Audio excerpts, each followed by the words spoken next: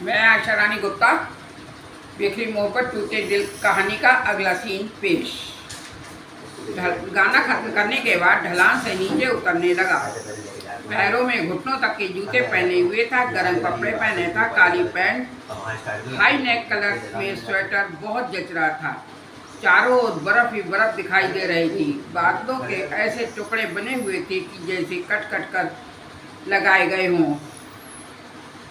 ठंड बढ़ती जा रही थी। प्राकृतिक शोभा देखते बनती थी।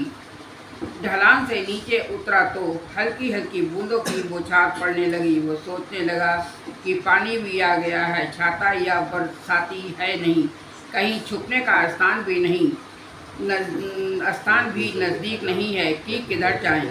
तभी उसने सामने से मीनाक्षी के पापा रावत साहब को आते देखा। तभी झट से एक तरफ आड़ में हो गया तथा अपना भेष बदल करके उनके पीछे हो लिया।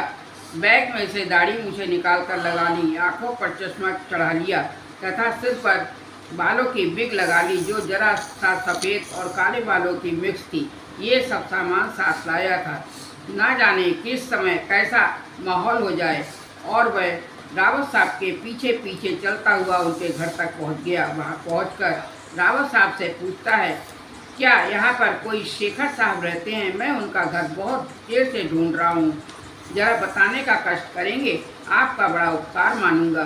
शेखर साहब ने पता तो यही का दिया था। रावत साहब जी ने कहा, साहब है तो यहाँ नया आया हूँ, आप बैठिए, मैं किसी से मालूम करवाता हूँ। रावत साहब घर के अंदर घुसते हुए मीनाक्षी को आवाज़ देते हैं, मीनाक्षी जरा इन साहब को बैठाओ, बेचारे बाहर से आए हैं, चाय पानी पिलवाओ, पानी भी बरस रहा है, किसी से मिलने आए हैं, वो मिले नहीं, पानी रुकने पर चले जाएंगे, जब तक अपने मेहमान हैं। मीनाक्षी उनको अंदर ले जाकर छोटे कमरे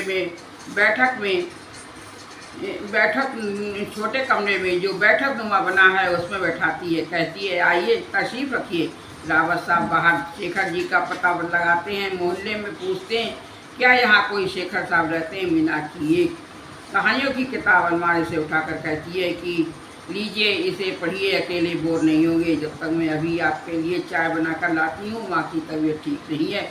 इस समय मीनाक्षी मैक्सी पहने हुए थी, उसके गोरे बदन पर चार चांद लगा रही थी, परंतु मन का उदास मुखड़ा उजड़ा हुआ था, जैसे बरसों से बीमारी से उठी हो। जब मीनाक्षी उठती है तभी संजीव ने मीनाक्षी का हाथ पकड़कर खींच लिया। मीनाक्षी एकदम चिल्लाने को ही तभी उसने मीनाक्षी के मुंह पर हाथ रख दिया और धीरे से कहा, मैं संजीव हूँ। मीनाक्षी से चिपट जाती है और कहती है कि मैं अभी झील के किनारे मिलूँगी, आप चाय पीकर चलिए। फिर चाय बनाने चली जाती है। तभी पापा जी आ जाते हैं। रावत साहब संजीव दोनों मिलकर बैठते हैं तथा बातें करते हैं। जब तक चाय तैयार हो जाती है, मीनाक्षी चाय लेकर कमरे में दाखिल होती है। तभी संजीव की दाढ़ी जरा सी छुपने लगती है। तभी मीनाक्षी डर के मारे कांपने लगती है, चाय की ट्रे मेज पर रख देती है और संजीव की तरफ इशारा करती है। तभी संजीव रुमाल से मुंह साफ करते हुए अपनी दाढ़ी ठीक कर लेता है और चाय जल्दी समाप्त करके रावत साहब से इजाज़त लेकर चल देता है।